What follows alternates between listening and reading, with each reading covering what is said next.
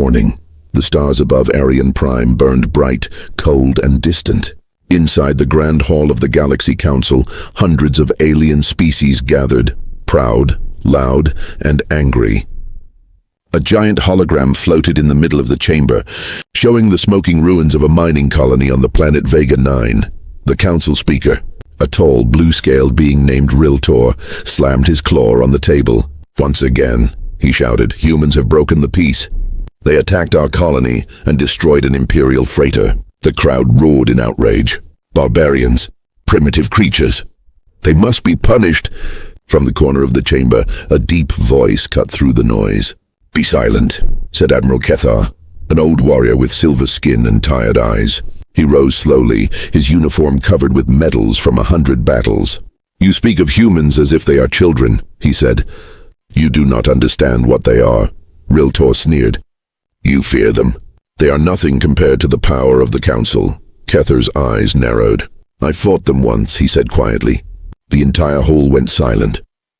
1,000 years ago, when humanity first entered galactic space, they were weak. Their ships were small, their weapons outdated. But when war came, they did not surrender. "They fought like cornered beasts," Kethar said. "They lost whole cities and kept fighting.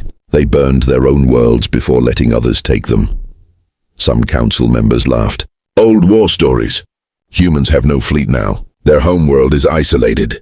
Kethar looked around the chamber, his voice calm but heavy. "You think they are gone because they are quiet. You think silence means weakness. You are wrong.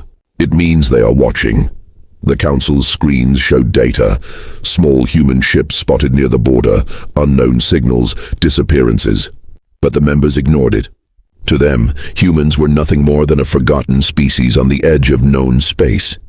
Riltor raised his voice again. "We will send a message to Earth. We will demand they surrender their fleets. If they refuse, we will destroy their moon base as a warning." The crowd cheered. Pride filled the air. Kethar spoke again, louder this time. "Do not do this. You do not know what happens when you make humans angry." Riltor smirked. "Then tell us, Admiral, what happens?" Kethar took a deep breath. "When they lose something," he said, "they don't forget. When they are attacked, they don't forgive. You can defeat them once, yes, but they will keep coming. They will rebuild, adapt, and hunt you forever." The hall burst into laughter. "Hunt us? Ridiculous. They're a small species on one tiny world. Let them try." Kethar's hand trembled as he slammed his fist on the table. "You fools. You think numbers win wars? You think power means safety?" He looked up at the hologram of Earth, a small blue planet surrounded by darkness. "They are dangerous not because of their ships," he said, "but because they never stop." Later that night, Kethar stood alone on a balcony overlooking the lights of Arian Prime. He watched as fleets prepared for departure. Shiny ships painted with the colors of the Galaxy Council.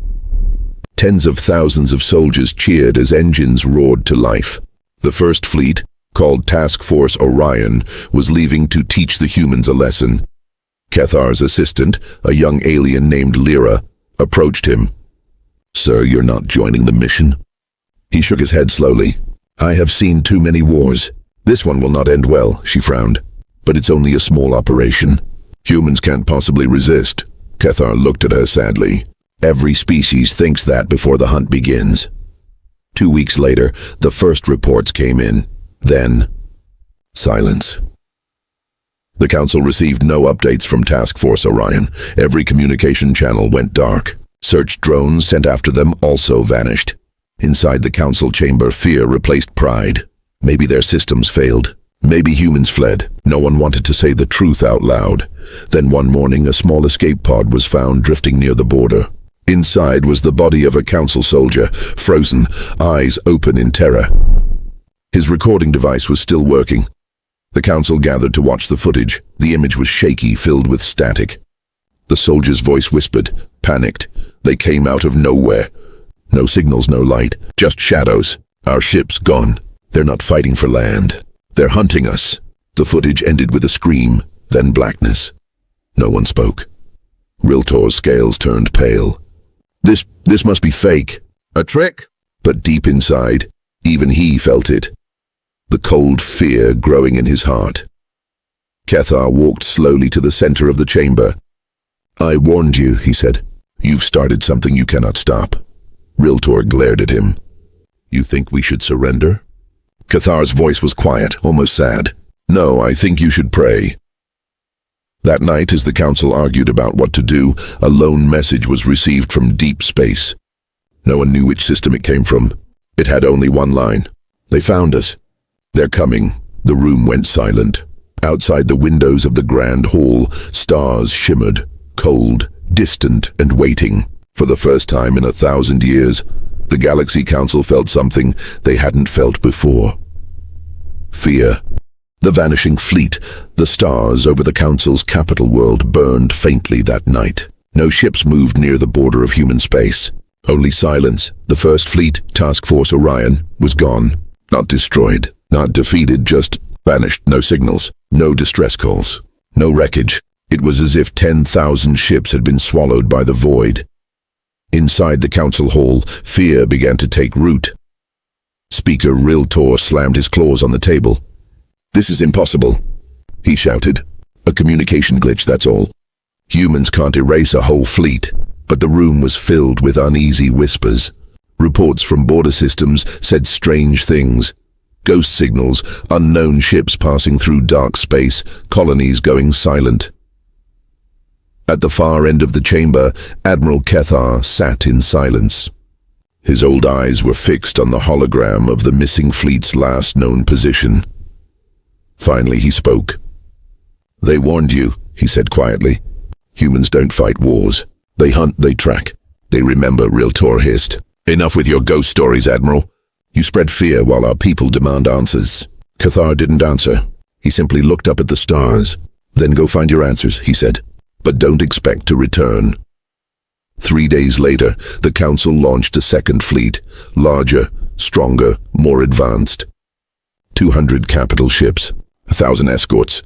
The most powerful armada ever assembled. Its commander, Grand Admiral Virex, spoke proudly before the cameras. We will show these humans their place. The council fears nothing. Crowds across the galaxy cheered. Confidence returned, but Admiral Cathar stood watching the broadcast, expression cold.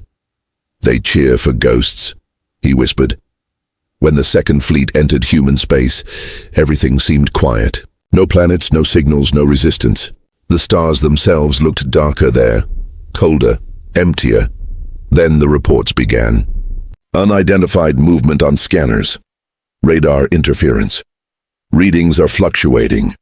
Admiral, and then one by one the signals went out. At first, the command ship thought it was a technical problem. Then they saw it, just for a second, a black shape sliding across the void. No lights, no sound. Just darkness moving against darkness. Fire! Shouted Admiral Virex. Hundreds of weapons lit up the stars, bright flashes across space. When the light faded, nothing was there. Then, something else appeared on their comms screens.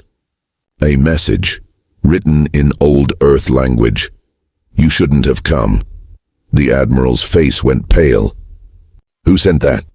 No one answered. But the temperature on the ship began to drop. Power levels flickered. Engines slowed. Crew members screamed that something was inside the ship, something moving in the shadows of the corridors. Then all signals went dark again. Back on Arian Prime, the Council waited for updates. Hours turned into days, days into weeks. Finally, a small escape pod was recovered near the Vega 9 system. Inside was a single survivor, a pilot barely alive. His skin was burned, his eyes wide with terror. He kept repeating the same words over and over. They don't fight fair. They don't stop. Medical drones tried to calm him. Council officers recorded his testimony before he died. The pilot whispered, they came from everywhere. Not one fleet, hundreds. Drones, ships, machines. They jammed our sensors. They didn't fire to destroy. They fired to disable. They wanted us alive. They're taking us somewhere. His voice grew weaker. We tried to run, but they followed. They always follow. Then he stopped breathing. That night, the council met again. This time no one argued. Even Riltor looked shaken. They can't be that strong, he said quietly. There must be an explanation, Cathar stood. There is, he said. You attacked a species that never forgets what it feels like to be hunted. Every time you kill one of them, 1,000 more rise. Every war makes them stronger. Riltor glared. We will not surrender to primitives. Cathar's eyes turned cold, then prepare to lose everything. Later, in the observation deck of his ship, Cathar watched as new fleets were built. The third wave, the biggest one yet. He could already feel the fear in the air, spreading through every system. Merchants whispered of ghost ships. Travelers said they saw human vessels moving in total silence. Then, the first Council sensor station at the edge of space sent one final transmission before going offline. A simple line of data. They found us again. They're marking the next system, and with that, the stars around the border went dark, one by one. Cathar closed his eyes. He whispered to himself, "They warned you, and now the hunt begins." The hunters, the Galaxy Council, was no longer laughing. 2 fleets were gone, 10,000 ships lost. No wreckage, no signals, just silence, but the silence did not last. Strange reports started coming from the border worlds. Small human ships appeared without warning, fast, black, silent. They attacked communication stations, destroyed weapon platforms, then vanished before any defense could react. Every time they struck, they left a message burned into the data core. You started the hunt. Whole colonies went offline overnight. Trading routes vanished from maps. The Council tried to send rescue teams. None came back. Admiral Cathar watched the chaos unfold from his ship, the Vigilant Dawn. He had warned them, but now it was too late. He turned to his officer. "How many systems have we lost?" The young officer's voice shook. 23, sir, and it's spreading." Cathar stared at the hologram showing dark zones where no signals came through anymore. "They're not conquering territory," he said softly. "They're cleansing it." The Council called an emergency meeting. No cheers, no pride this time, only fear. Speaker Riltor looked tired, his voice cracked. "These humans, how can they strike so fast? We can't even see them coming." A scientist stepped forward, trembling. "We analyzed the data from the few surviving sensors. Their ships use stealth fields, not like ours. They bend light, sound, and even radiation to our instruments. They are invisible."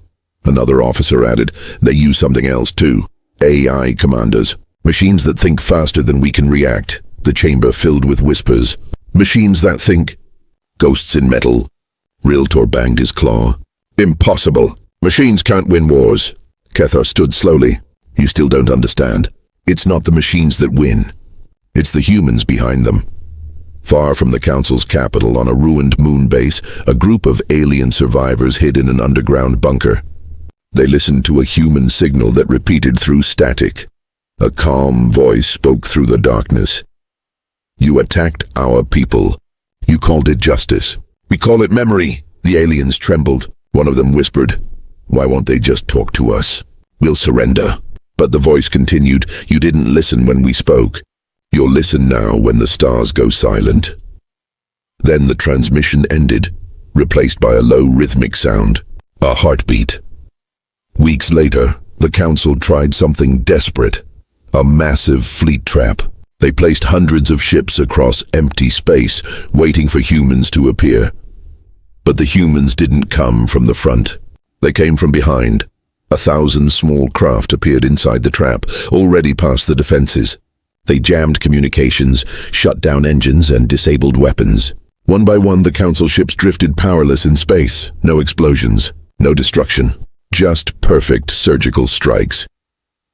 Inside one disabled cruiser, a terrified officer saw a human drone hovering outside the glass, black, silent, shaped like a hunter's mask. It blinked once, scanned him, and left. No attack, no mercy either. He whispered, shaking, "They don't want to destroy us. They want us to feel hunted." Back in the Council hall, chaos ruled. Half the galaxy had gone dark. Trade, communication, and order, gone. "Why are they doing this?" One Council member shouted. "We tried to punish them, not exterminate them." Cathar's voice echoed through the hall. "That's the difference between you and them," he said. "You fight wars for power. They fight for survival. And when they fight, they don't stop until every threat is gone." Riltor slammed his fist. "Then we'll burn their planet. Earth will be turned to ash." Cathar looked at him with disbelief. "You still don't get it. You can't burn something that has already learned to live through fire." deep space, near the ruins of Vega 9, a Council spy drone finally caught clear footage. It showed human ships moving like predators, no formations, no leaders. Each ship acted on its own, yet together they formed perfect traps. One transmission between human captains was intercepted. Target marked. Proceed? Proceed, no mercy. They chose this. Seconds later, the drone's feed went dark. The Council scientists analyzed the last image and froze. It showed a massive shape behind the human fleet. A ship larger than anything ever seen before. Black as the void. No heat, no energy signature. Only two glowing blue lines that looked like eyes. The scientists whispered, "It's not a ship. It's something else." That night, Riltor sat alone in his chamber. He played back the recordings again and again.